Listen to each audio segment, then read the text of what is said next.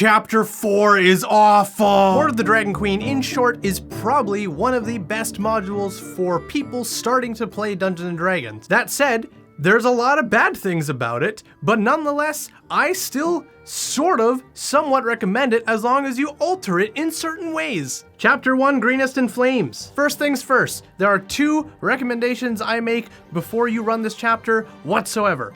First thing, put Greenest way fucking closer to Waterdeep. There is no reason Greenest needs to be this fucking far down the map. I'll explain why later. Second, do not run every single encounter in this chapter. Go through the chapter, pick and choose your favorites that you want to run, and make sure it's not the sewer rats. Those things aside, essentially your characters start by riding up into Greenest and being like, let's stop here for the night and just catch our breath after they've been on the road for a while, or they've been doing one of the numerous things that the book will say at the start to tie your characters into the adventure. Like they were told by an old mentor to meet them up in Greenest, but they never showed up. Or they're secretly actually a gold dragon and need to go back to Greenest to become a gold dragon again. There's actually a lot of kind of neat, interesting ways to tie your characters into the overall campaign, so I definitely recommend checking them out. Hoard of the Dragon Queen, in short, is one of the first pre-written campaigns that ever came out for Dungeons & Dragons 5th edition, and it shows. It has a lot of hiccups,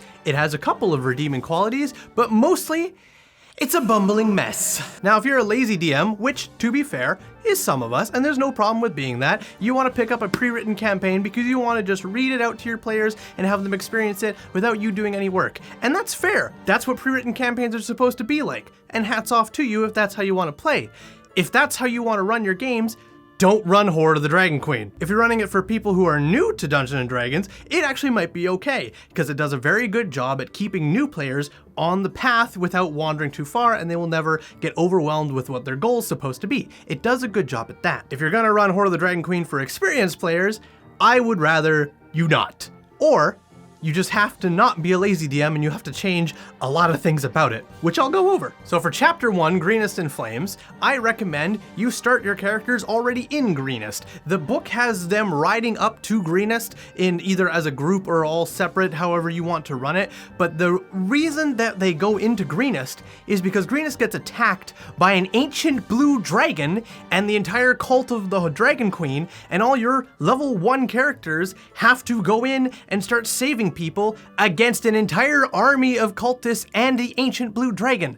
I'll tell you right now, players are not going to want to run in there. They will die. And yes, there's a possibility they will die if you run all of the pre-written encounters in this chapter, especially the sewer rats. They will die. Trust me on this. They will die. So tip number 1, start them in Greenest already. And then when Greenest gets attacked, they're already stuck inside. So they're already part of the encounter. Because if they're on the outside, the only reason they will have to go in and save the people, unless it's part of their character traits or something, is that's what the campaign's supposed to do. If we run, things have to change completely, and we don't want to do that to our DM. Also, side note, I'd recommend running this as a milestone, not experience, but if you want to run it experience, that's fair, but I personally would prefer you do this by milestone. And after Greenest starts getting attacked by the cult and the ancient blue dragon, I recommend that you go through all the encounters that are in the book and you pick and choose the ones you want to run. Do not run them all, because your characters will have no chance for a short or long rest between each encounter, with everything happening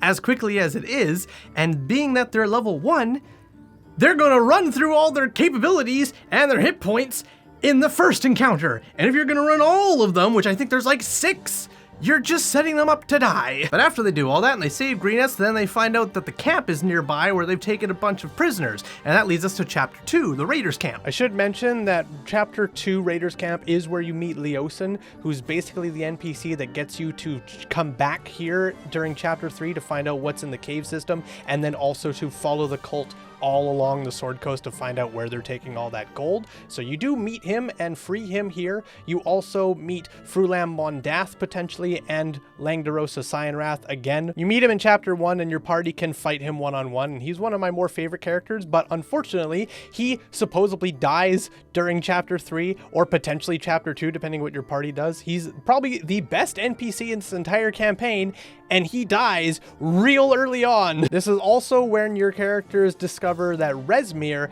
is the big bad for this campaign. She's the one that's leading all of this and is doing all this horrible, awful stuff and is the person you want to defeat at the very end of the campaign. The unfortunate thing is that most of these NPCs that I just named are very forgettable. Leosin is only there for the first little bit and then you leave him. Langdarosa is only there for the first little bit and then you defeat him. Frulambondath is there for the least amount and then you defeat her. And then Rezmir, you only meet at the very, very final chapter when you finally catch up to her, and then you fight her and you kill her. Raiders Camp's okay. I wouldn't really change anything about it personally. I think it runs just fine. So moving straight over to chapter 3, Dragon Hatchery. Now Dragon Hatchery can be okay. It can be fun. Some players might find it a little bit of a grueling thing to go through a dungeon at 3rd level, but I think if you run it okay and you're a capable DM, it should be fine. However, I will make note, the very end of the chapter has your characters finding 3 on the verge of hatching black dragon eggs, which, spoilers, doesn't mean anything for the rest of the campaign. Not even if you run the whole Rise of Tiamat book afterwards, those 3 dragon eggs are of no consequence of any kind.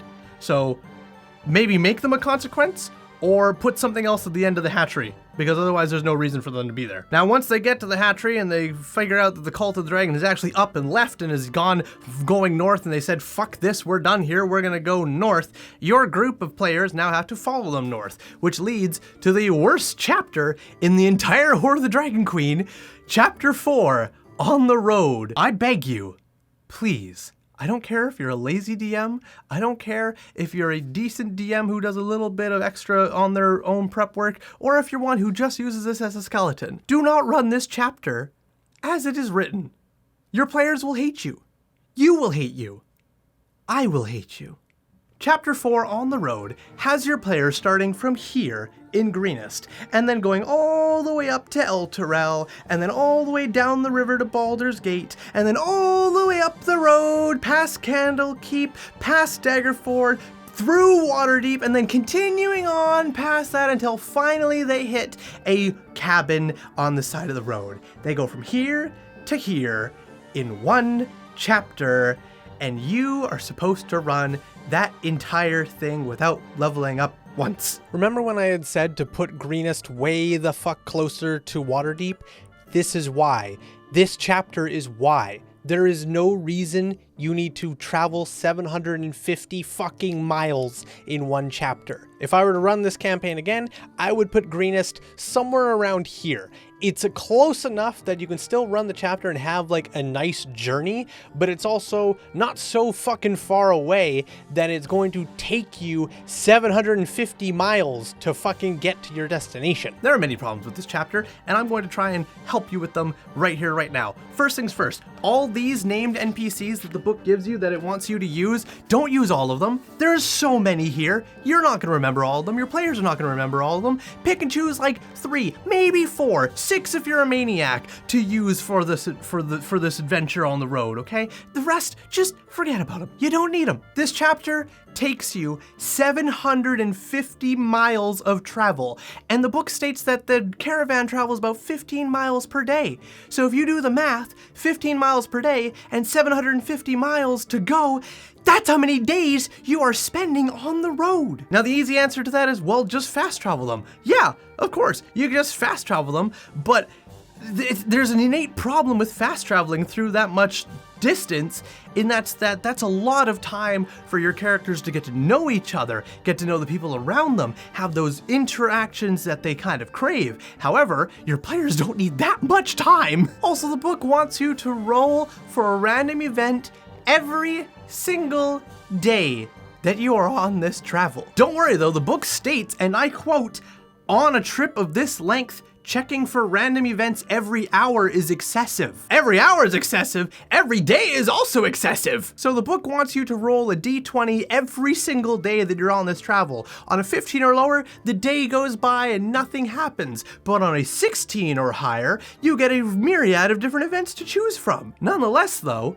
you still are rolling this d20 for every single day that you're on the road. You're on the road for a lot of days. I would recommend doing fast travel bits here and there, not the whole damn thing, because that's a lot of time to just fast travel and your players don't really learn anything about each other or themselves. So I'd, do it in short bursts, like have a day or so or a couple of days here where they travel and such, but then fast travel it between a few points between towns or cities. For the random encounters, don't be rolling that crap. Don't roll a d20 for every single day. Just go through the encounters that it presents you as ideas, pick which ones you enjoy, put them at different points along the travel that you go on, and just go with it that way. Don't roll for it, and especially do not make yourself numb by rolling to see if you get one of these encounters every single day. Also, near the end, you meet one of the coolest NPCs in this campaign, next to Langdarosa Signwrath. He's absolutely the best, but he's already dead by now, who makes a super cool introduction, and the book just forgets about her. They never write about her again. She shows up, makes herself a cool introduction, and then she just supposedly stays with the group or trails them. Who knows? The book never tells you. Then we reach chapter 5, Construction Ahead. Your group has finally done with the road trip. They get off at this random roadhouse on the side of the road, and they discover that, oh, there's a secret passageway that all the cult is funneling all the gold they stole from Greenus through the tunnels and out, and your group's got to follow them there. Okay, sounds good enough. And it's a very, very short chapter where nothing all that much happens, and then you show up at chapter 6, Castle Neritar. Castle Neritar for me was one of the funner chapters because you got to experience a cool castle in the swamp that had a bunch of decent lore to it. There are still a few things I would change about this that really felt like Wizards of the Coast and Kobold Press kind of just patting themselves on the back that offers nothing interesting for your players at all unless they're really, really in deep and Forgotten Realms lore. Primarily at the very, very top of this castle, there's a really cool telescope observatory room that is pointed at a lair that has an ancient black dragon in it, and it's supposed to reveal that an ancient black dragon that supposedly can exist in two places at once is actually two ancient black dragons, but it doesn't serve any purpose for this campaign whatsoever because they never meet either one of the ancient black dragons at all. And even if they did, they wouldn't be involved in anything else later. Also near the top, there's this weird area where a bunch of people that are like semi-vampires all died because of one really, really vampiric lady, and they were stargazers and such. It serves no purpose to the overall story whatsoever. It's just more Forgotten Realms history that your characters can maybe discover and maybe figure out, but you, the DM, are never even explained in full detail about what it is. It's just kind of there. So if your players like that kind of like passive little stuff that really doesn't share anything that they need later, then keep it. But I'd rather have stuff that's going to impact the story overall and the campaign overall. Otherwise, it's just fluff. But after going through the entire Castle Neritar and teaming up with the lizard folk who are going to overthrow the bullywugs that are inside the castle, and you have a little bit of lizard fighting frog action, you also discover that there is a dungeon underneath the castle with a teleportation room. But in order to get that, you need to fight two more NPCs who are forgettable main villains. So after your parties defeat both that bullywug and that elf NPC, you find the teleportation room at the bottom of the castle, and you go plop, and then you're now in the middle of the mountains at a hunting lodge, which brings us conveniently to chapter 7, the hunting lodge. The hunting lodge is again one of those places that really feels like just a kind of stopping area before going on to the rest of it.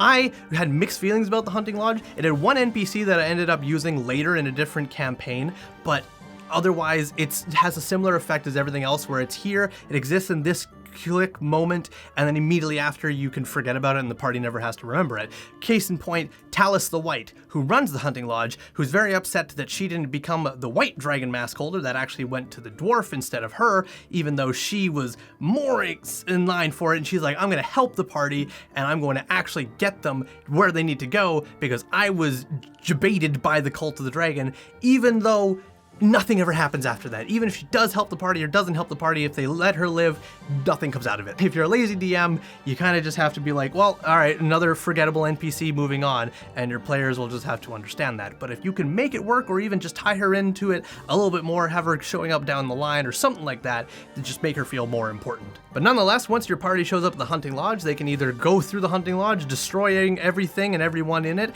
or they sneak their way around it and just continue on down the road like nothing happened, and they will eventually show up at Parnast. Which brings us to the end of the campaign and the final chapter, chapter 8, Castle in the Clouds. Castle in the Clouds is actually an okay chapter, and I found it was decent to play and decent to run. You once again fight a forgettable NPC named Captain Athelstan, who in my game I made a little bit more of an important character. I did that with a lot of the NPCs, but nonetheless, if you're going to play it just as written, Captain Athelstan is just a forgettable Cult of the Dragon NPC that you're going to fight and overrule very, very quickly. And you're going to go through the city of Parnas and eventually make your way to Skyreach Castle, the castle that is seated at Parnas that the Cult of Dragon has been funneling all their gold onto, and your players are going to make their way onto this castle as it takes off into the air, and you're going to find Rezmir, who you've been trailing all the way since Greenest, who has made you go on this long wild goose chase from place to place, following them all over the damn countryside, chasing the gold, and you're finally going to have your big battle with Rezmir here on this castle high up in the clouds, and it's kind of fun. There's also a chance you might fight an ancient white dragon in the clouds. Who knows? That depends on where your party goes. And after your party goes through and defeats or captures Rezmir or whatever they'd like to do, they now either have control over Skyreach Castle by smooth talking one of the giants if you want to, or they crash Skyreach Castle into the side of the mountains where it was flying above. And that's where the campaign ends, with you either capturing the castle or crashing the castle and getting one of the 5 Dragon Mask holders, because this is supposed to be a pre-lead up to Rise of Tiamat, the campaign that comes afterwards to make the entire full campaign Tyranny of Dragons. Now, you've probably got the idea from just the way I've talked about this campaign that I don't like it that much. I don't. I think it needs a lot of work from a really experienced DM who knows what they're doing and is comfortable with changing a lot of stuff that is written in the book. I think with an experienced DM and one who likes to toy and fiddle, you can make this book great and you can make it fun for your players. If you are going to run it written as is, I wouldn't do it for experienced players or even players who have played a couple of games of D&D. I don't think it's the right campaign for them. They will ask you so many questions about so many things that you legit will not have answers to because the book doesn't tell you. But if you're experienced, you like to toy and fiddle, or you like to buy pre-made campaigns so you can use them as a skeleton or just better them yourself, then I have confidence you can make it good and you can make it fun. The real question is, well, what about Rise of Tiamat? Is it any better? Oh, it's way better, and I talk all about it right in this video right here, unless you're watching this video early, in which case Rise of Tiamat's not out, but when it does come out, it'll be right here, or check the description down below. So if you want to know how the story continues and how it ends, check out that review. If you don't, well, thanks for watching. Bye-bye.